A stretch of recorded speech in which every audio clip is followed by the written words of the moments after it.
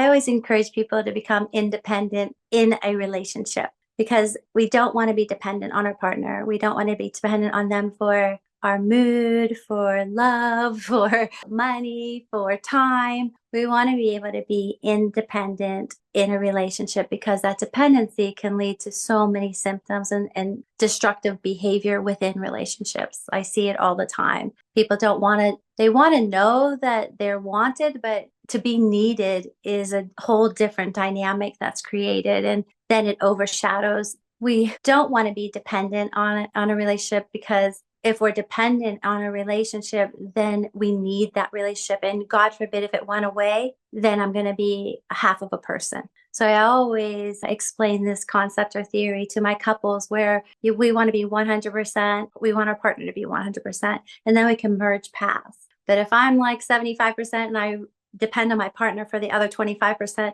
there's a dependency. I need that person for to be complete. So we definitely want to learn to be independent, being in a relationship that we want to be in, but we don't need to be in it. And some people are flattered to be needed, yet it leads to a lot of, like I said, destructive behavior. It leads to a lot of unhappiness when we're dependent on another person. It leads to a lot of anxiety and fear. You're hearing now about attachment styles. And so there's a lot of anxious attachments that are very problematic in relationships today. And it really overshadows the ability to love and to have faith and to trust and respect because there's so much fear that somebody's going to leave me. So when I become dependent on another person, I give them a lot of power. And we want to keep the power. We want everybody to have power in a relationship, but we want to be in a relationship where there's a balance of power. There's a balance where I want to be with you and you want to be with me. But when there's that dependency where we need somebody, immediately the dynamic in the relationship shifts and it becomes a fear-based relationship.